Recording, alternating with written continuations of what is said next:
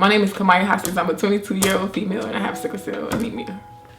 Well, sickle cell is a blood disease that affects your red blood cells, and they stop the circular red blood cells. Some of the red blood cells turn into like a crescent shape, like a moon or a banana, if you would say, and they block the rest of your red blood cells from coming through and pushing oxygen to your lungs. You can breathe, but when this happens, it causes severe pain in like your joints, muscles, abdominal pain, and also acute chest. Often from it. Acute chest, like I said, acute chest happens when not enough oxygen has flown to the lungs. So it causes chest pain. When you have chest pain, most of the time there's an infection in your lungs, which causes pneumonia and other. Sickle cell affects the body, and it also affects and damages your organs. Right here, I had 2 portacasts placed. The reason I had 2 portacasts placed is because I'm a hard stick. I've clearly had sickle cell my whole life, so with that, I've had frequent doctor visits. Each time, I have to give blood. I used to get chronic transfusions. Started younger, and it kind of carries on today. A blood transfusion is basically when they get units of blood and they put it in your body. So as far as like getting IVs in my hands and arms is kind of impossible because my veins are like so little and worn out and damaged. Like you can see all the bruises on my arms as well. So I had a port placed. I had a port placed when I was in, I think, about 7th grade. So I had it for about 8 years, which is a long time to have a port because most of the time ports only last up to 2 years. Some last longer, but most of them last less than that because the risk of infections and blood clots. Luckily, I had mine for so long. The only reason that I had to have it removed is because I had gotten bigger since I was in the 7th grade and developed more skin, and so it was harder to access that one. I had that one removed and another one placed, but I don't have a port now because I recently had a blood clot in my neck a couple months ago, and so because of the port in my chest, they didn't know if the 2 lines were connected and they didn't want to risk it getting infected, so they took the port out. So with sickle cell, most of the time when all your red blood cells aren't flowing, you go into this thing called a crisis. A crisis when you experiencing a lot of pain. Some crises are mild and some are severe. So some start on, a lot of crises, they come on mild. Like for me, I get like a tingly feeling before I get the pain. So it's like my hands, they might get all like numbish or whatever, and like my legs, I get restless. So I start like pacing the floor or walking back, and that's how I know I'm getting sick. Well, the pain is very intense. It's sharp, it's aching, it's stabbing, it's piercing, it's like unimaginable.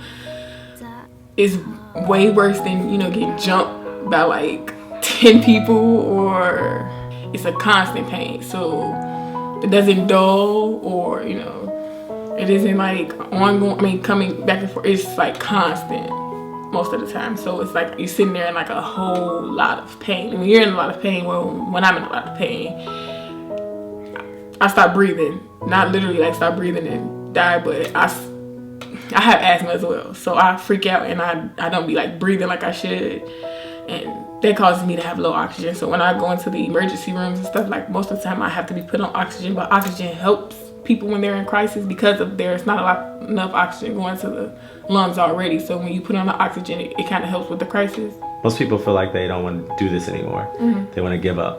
Mm-hmm. Why don't you feel that way?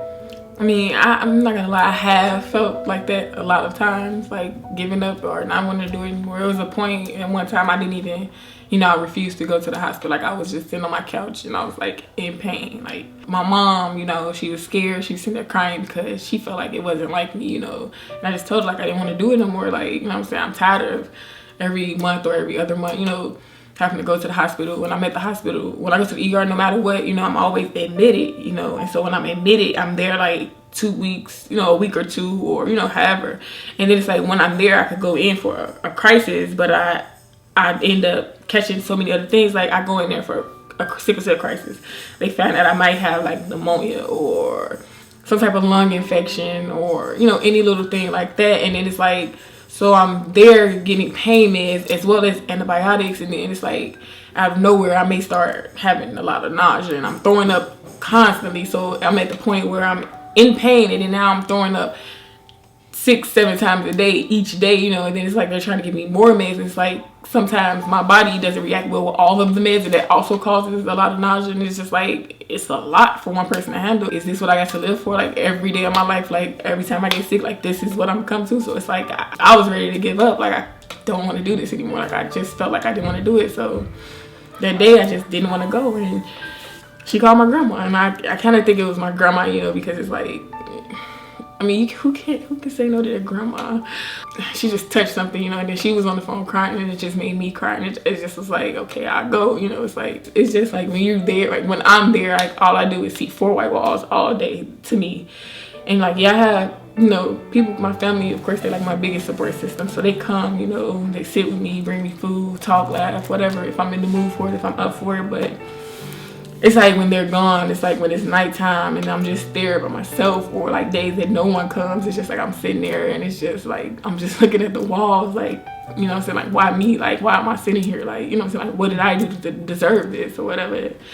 It just gets hard. And it's like, you know, I do believe in God or whatever, and I do have faith in God, but it's just sometimes I have to question that faith, because it's like I go through so much, not just with the disease, but because of the disease, it affects my whole entire life. I have questioned my faith a couple times because of the fact, like I said, I always ask, like, you know what I'm saying, like, why me? Because I just felt like it's just hard, you know, like, well, now I'm 22 years old, but it's like struggling with this for a long time, like since I was a kid, you know.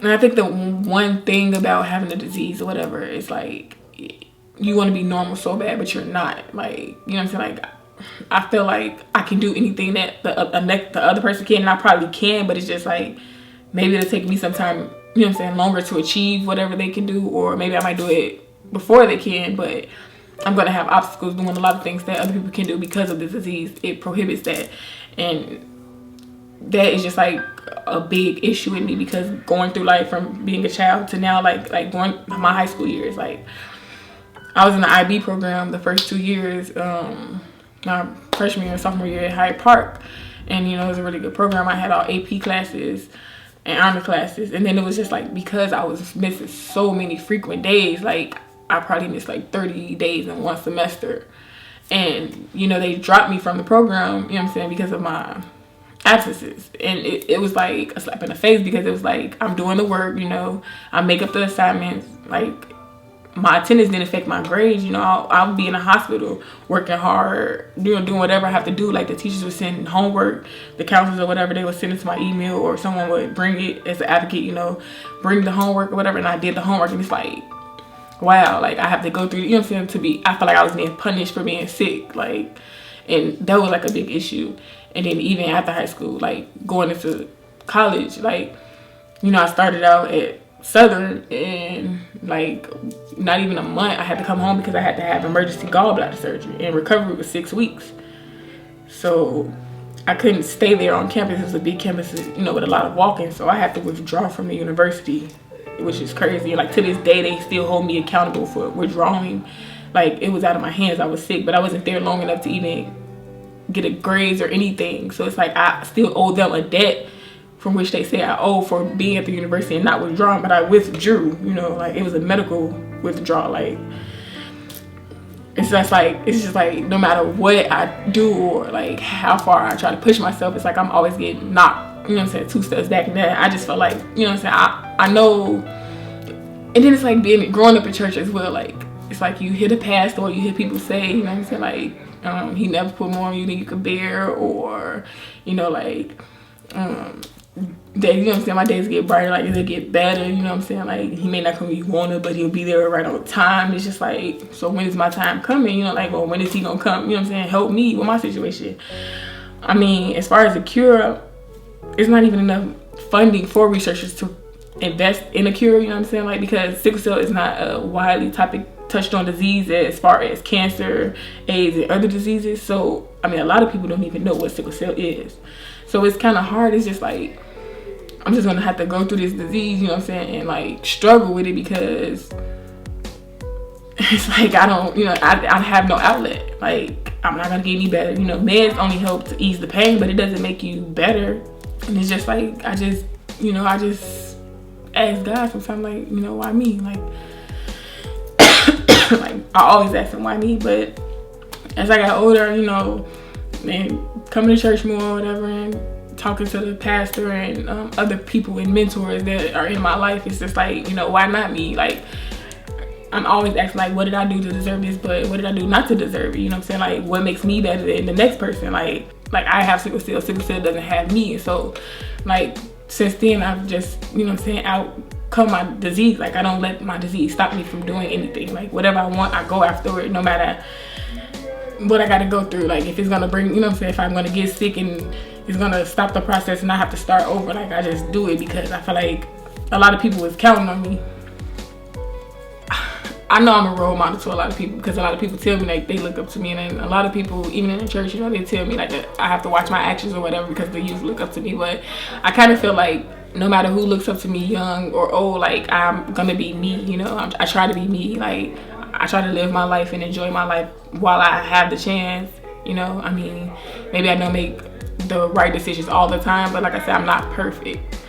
And, you know, I thank you all, like the church and my family, you know, for believing in me and like supporting me as much as you all do. Like, I mean, it really helps me and it really keeps me going. Like, I can't, you know what I'm saying? Like, you all bring joy to me, like, you know, and I get all the texts and the, you know, the Facebook posts, or, you know, when I come back, I get so much love shown. It's like, you know, I appreciate you all. Like, I love you all. Like church is like my second home, you know? Like, I love church. So I feel like if I could be able to wake up every day and try to, you know, push myself to keep going forward and to achieve all my goals, and, you know, don't let nothing bring me down. Like, I'm a conqueror. I have it tattooed. And so, like, I stand by that. Like, I feel like I am a conqueror. Like, I can do anything, you know. And so I feel like if I can, no matter nobody else's circumstances or situation, I feel like they can too.